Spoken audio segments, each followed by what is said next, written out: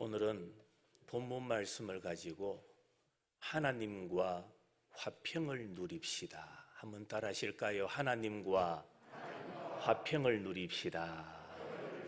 이 제목으로 말씀을 함께 나누고자 합니다. 우리나라는 기독교 국가가 아니면서도 기독교 국가 이상으로 신앙이 왕성한 나라입니다. 이것은 분명히 하나님께서 우리나라에 주신 복이요, 큰 선물이라 그렇게 믿습니다. 그런데 우리 민족이 신앙생활을 뜨겁게 하고는 있지만 이를 면밀히 검토해 보면 그 신앙의 형태가 추상적이고 관념적일 때가 많다는 겁니다. 우리가 하나님을 믿고 있습니다. 그런데 하나님을 믿는데 하나님은 저 하늘 높은 곳에 올려놓고 실생활에서는 하나님과 그리고 하나님의 말씀과 동떨어져 생활을 하고 있습니다. 그러다 보니까 신앙의 능력이 나타나지를 않는 겁니다. 신앙생활은 뭔가 내 마음에 허전하고 하나의 종교를 믿으면 좋을 것 같고 이제 내가 다니던 직장도 퇴직하고 그리고 나이도 많아졌으니 예수나 믿자 하면서 믿는 사치나 액세서리가 아니라는 것을 알아야 됩니다. 여러분, 신앙을 지키기 위해서 하나밖에 없는 목숨까지도 바치는 사람이 있다는 것을 우리는 잊지 말아야 합니다. 신앙은 그렇게 간단하게 생각하거나 쉽게 생각하면 안 됩니다. 그래서 신앙은 항상 구체적이어야 합니다. 오늘 본문에 보면 우리 주 예수 그리스도로 말미암아 하나님과 화평을 누리자라고 말씀합니다. 우리가 하나님을 믿음으로 말미암아 얻는 첫 번째 선물이 뭐냐? 화평입니다. 화평도 하나님께서 우리에게 주시는 선물입니다. 내가 노력하고 땀 흘리고 수고해서 얻을 수 있는 것이 아닙니다. 아무리 나라가 막강한 군사력을 가지고 경제력을 가지고 있다 할지라도 화평을 잃어버린 나라들이 얼마나 많습니까? 현재 미얀마 사태를 우리는 방송을 통해서 듣고 있지 않습니까? 힘을 가진 자가 쿠데타를 일으켜서 정권을 빼앗습니다. 힘이 있다면 그 힘으로 말미암아 평화를 누려야지요. 화평을 누려야 되는데 그 힘 때문에 지금 내전이 일어나고 사람 사는 곳이 못 되고 있는 겁니다.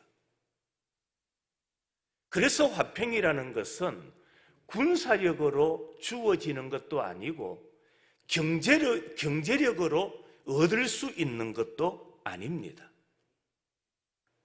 가정이나 단체나 개인이나 나라에 이르기까지 어느 한 곳도 평화가 필요치 않은 곳은 아무 데도 없습니다. 그래서 우리가 주 안에 들어와 살면 하나님은 제일 먼저 우리에게 주시는 은혜, 선물이 뭐냐? 바로 화평입니다.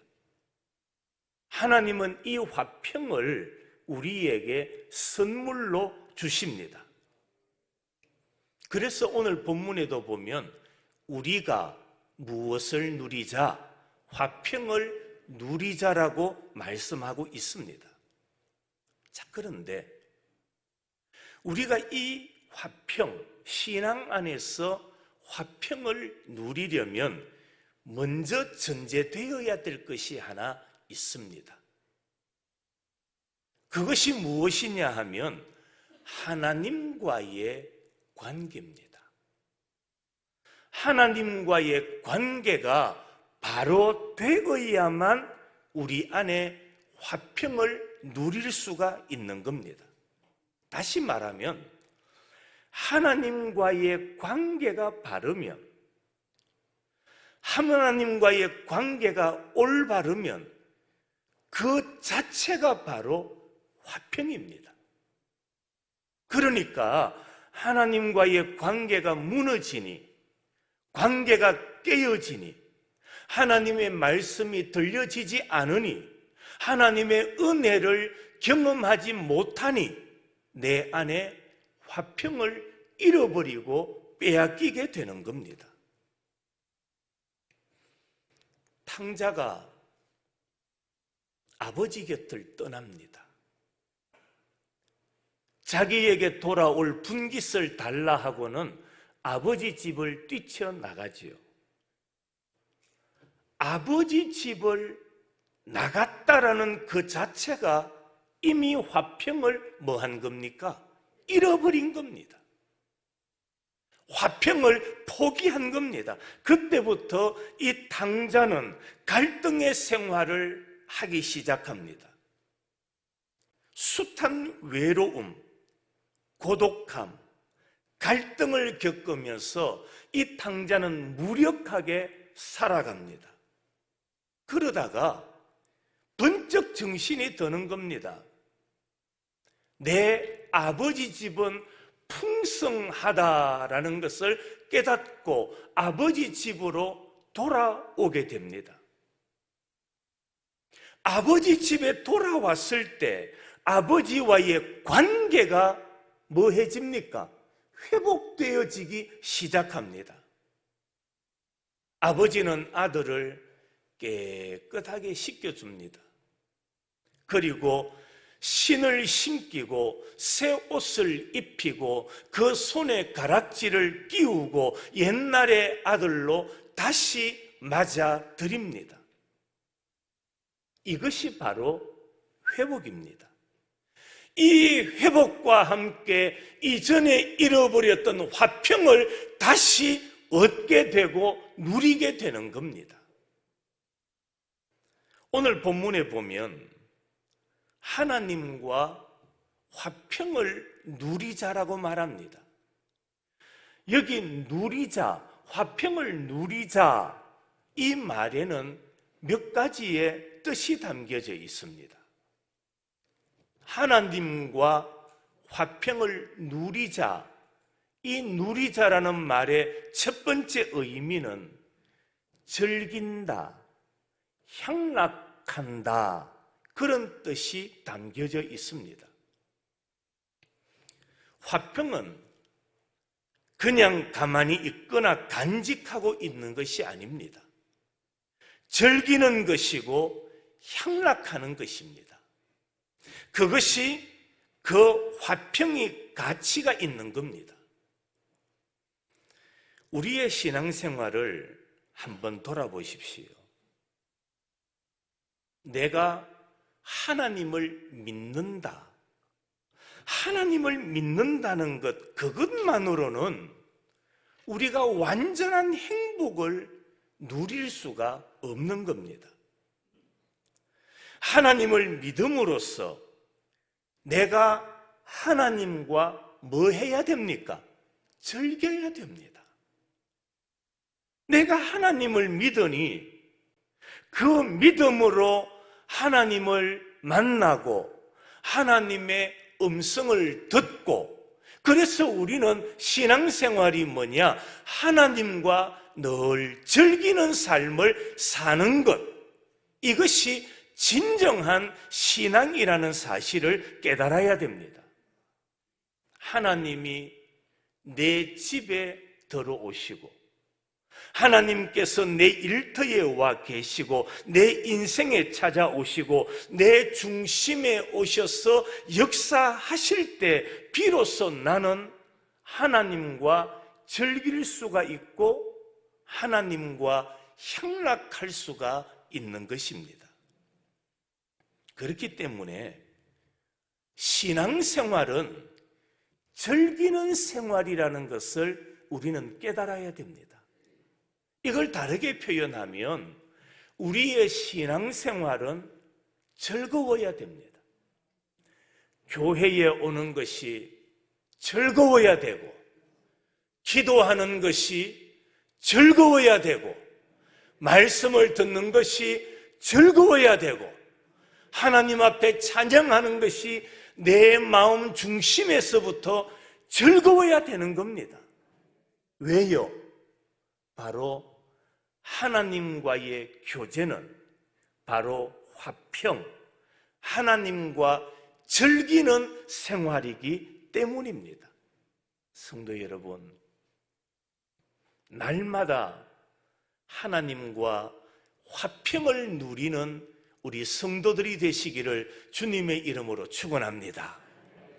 두 번째로 하나님과 화평을 누리자. 이 누리자라는 말의 두 번째 의미가 뭐냐 하면은 알아야 합니다.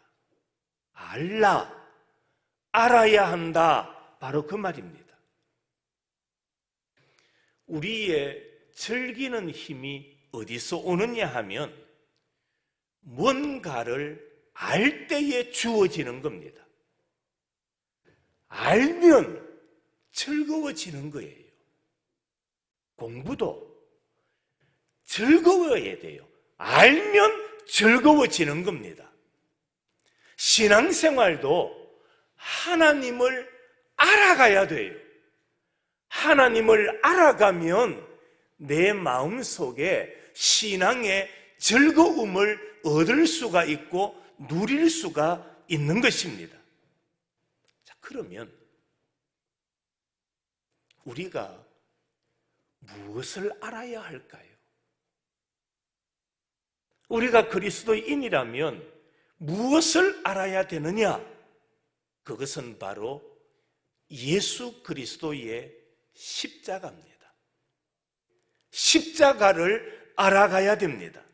우리가 십자가를 알면 알수록 하나님과 화평을 누릴 수 있기 때문입니다. 사도 바울은 십자가의 신비를 깨닫고 난 다음에 그가 고백하기를 나는 이제부터 예수님만 알기로 작정했다라고 말합니다. 여러분, 바울을 알지 않습니까? 예수 그리스도의 이 십자가를 알기 전에 그는 어떠했습니까?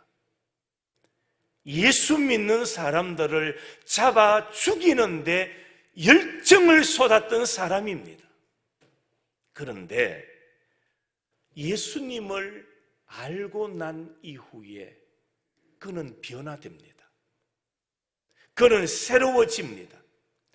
이제는 새로워지니 변화되니 다시 말해서 예수 그리스도를 알게 되니 그때부터 박해하던 그 예수를 전하기 시작합니다. 이곳저곳 가는 곳마다 자기가 박해했던 예수 그리스도를 전하게 되고 복음을 전하다가 결국에 바울은 뭐까지 합니까? 순교까지 했던 사람입니다.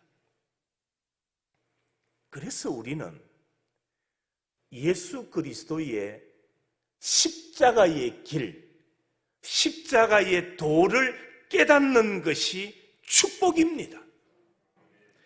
그래서 즐거움의 힘은 깨닫고 알고 이해할 때 우리에게 주어지는 겁니다.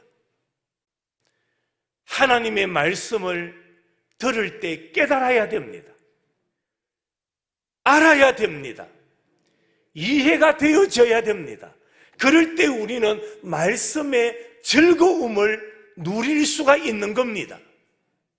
그러나 반대로 말씀이 선포되지만 깨달아지지 않고 알지 못하고 이해되지 않으면 예배가 힘들어집니다.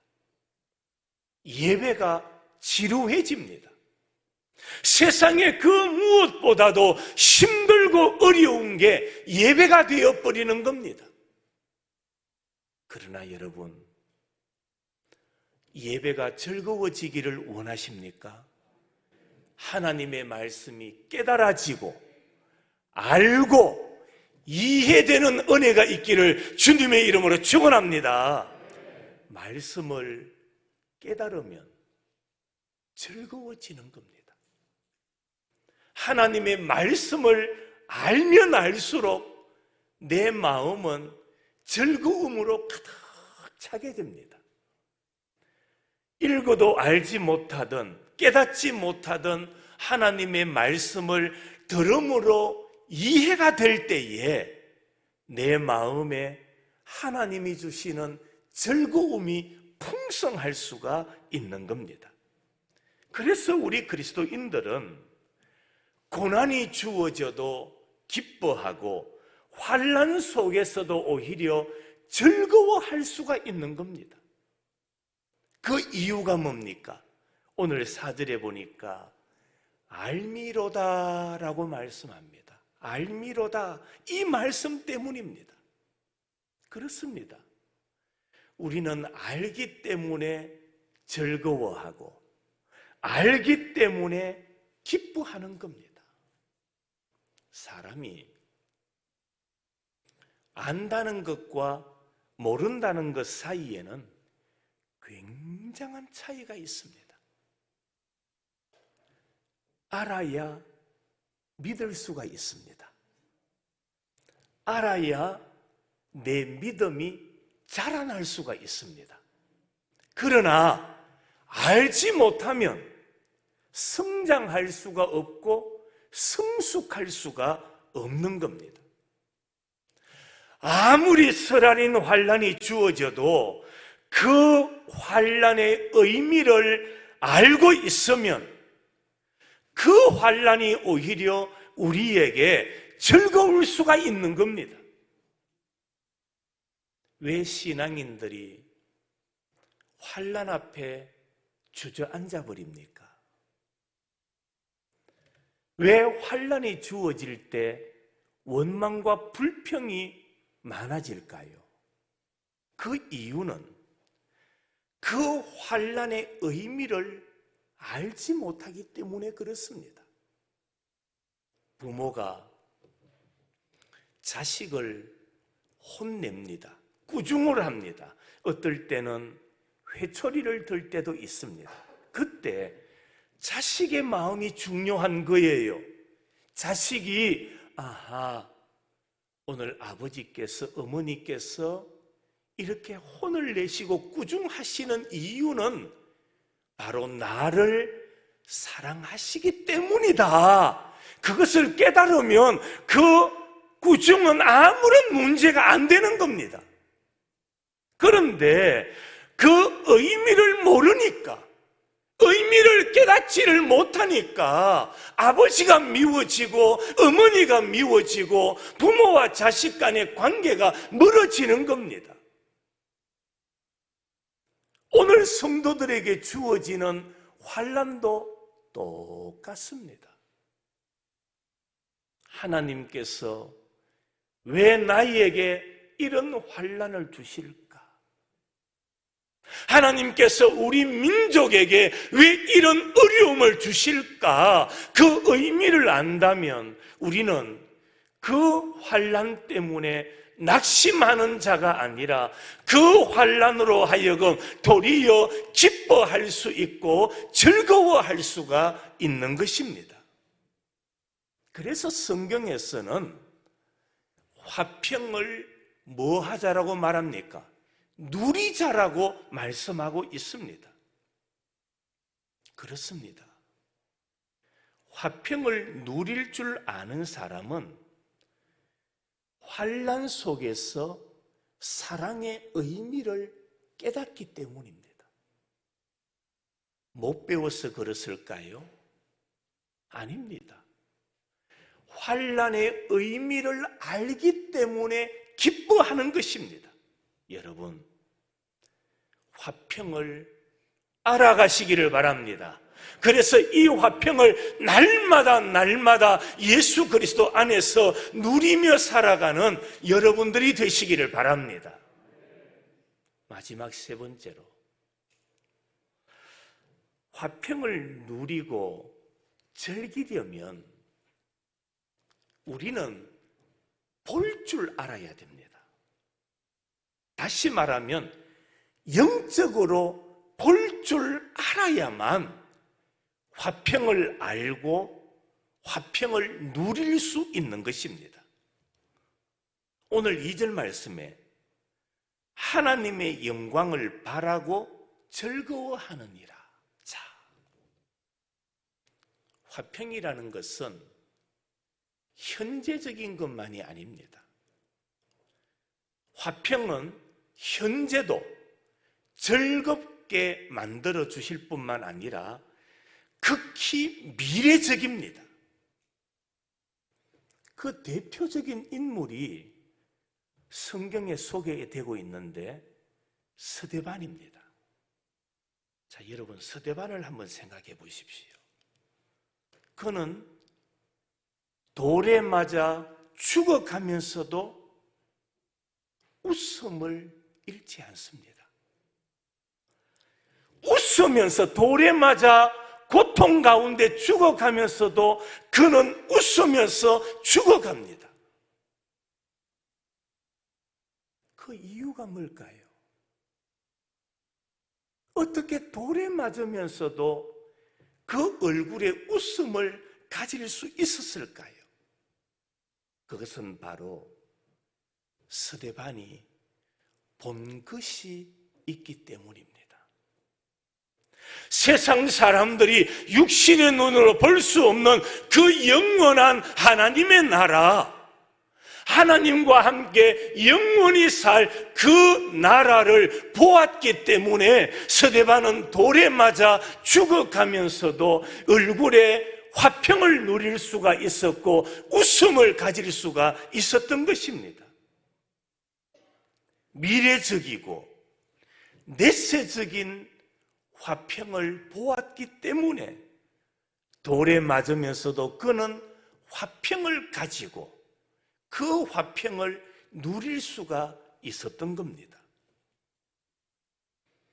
그래서 우리 성도들은 항상 이 화평의 눈을 가져야 됩니다. 어떤 눈을 가져야 된다고요? 화평의 눈을 가져야 돼요. 여러분이 기도하십시오. 하나님, 이 눈으로 화평을 보게 하옵소서. 화평의 눈을 가져야 돼요. 고통과 어려움과 역경이 다가온다 할지라도 화평을 가진 눈은, 화평을 가진 사람은 이 문제 이후에 주어질 하나님의 은혜를 바라보면서 그 고난과 역경을 이기고 견디어 나가는 겁니다. 그것이 바로 화평을 가진 자의 모습입니다. 그러면 우리가, 즉 화평의 눈을 가지면 우리는 세상의 모든 것을 소망적으로 보게 됩니다. 하나님께서 우리에게 주신 화평의 마음, 화평의 눈을 가지고 세상을 보고 나를 보고 이웃을 보는 것, 그것이 바로 화평을 누리며 사는 삶입니다. 성도 여러분, 여러분은 신앙생활이 무엇이라고 생각하십니까? 고작 해서 교회에 나가면, 예수를 믿으면 마음이 평안하기를 원하는 것, 정신적인 안정이나 누리는 것, 그것이 신앙이라고 생각하면 안 됩니다. 신앙의 차원은 그 범위 안에 있는 게 아닙니다. 적어도 우리가 그리스도인이라면 보다 값지고 보다 높고 보다 위대한 하늘나라의 약속된 축복을 바라보고 즐거워하는 것, 그것이 우리 그리스도인의 삶이 아니겠습니까? 그러기 위해서는 보아야 됩니다.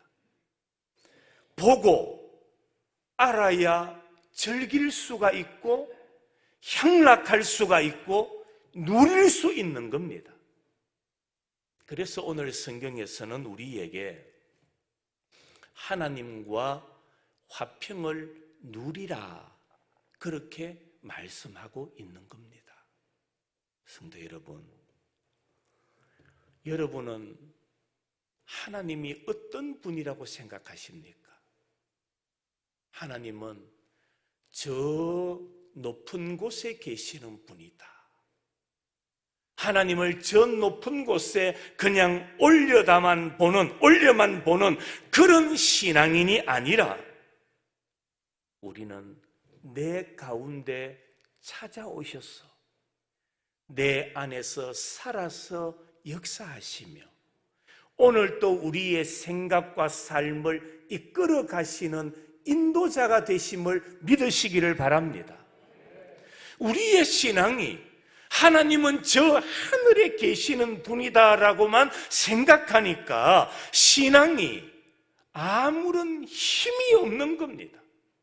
아무런 능력이 나타나지 않는 겁니다. 그러나 하나님은 지금도 내 곁에서 내 생각을 주장하기를 원하시고 지금도 내 곁에서 내 마음을 나에게 달라 하나님께 드리기를 기다리고 계시고, 그래서 지금도 하나님은 내 삶의 주인이 되심을 깨닫고 그 하나님의 다스림 안에서 살아가기를 원한다면 우리는 분명히 이 신앙의 능력, 신앙의 힘을 공급받고 살아가게 될 줄로 믿습니다. 여러분은 하나님을 어디에 계시는 하나님으로 생각하고 계십니까? 하나님을 어디에 모시고 살아가고 있습니까? 오늘도 하나님은 내 안에 모시기를 바랍니다. 하나님을 여러분의 가정에, 여러분의 생업에, 여러분의 사업의 주인으로 모시기를 축복합니다. 그러면 우리는 그 하나님으로 말미암아 화평을 뭐하게 될까요? 누리는 자가 될 수 있기 때문입니다. 말씀을 마칩니다. 바라기는 저나 여러분들이나 날마다 하나님과 화평을 누리는 성도가 되시기를 축복합니다. 그것이 바로 신앙의 능력입니다. 그것이 바로 신앙의 힘입니다. 그리고 우리가 예수 그리스도와 화평을 누리며 살아갈 때에 주님이 주시는 힘과 능력으로 우리는 세상의 환난과 아픔을 극복할 수가 있는 겁니다. 하나님과 더불어 화평을 누리자. 하나님과 화평을 누리자. 날마다 이 한 주간도 주님으로 인하여 즐거워하고 주님으로 인하여 행복하고 주님으로 인하여 찬송하며 살아가는 우리 모든 성도들, 화평을 누리며 살아가는 복된 성도들이 되시기를 주님의 이름으로 축원합니다.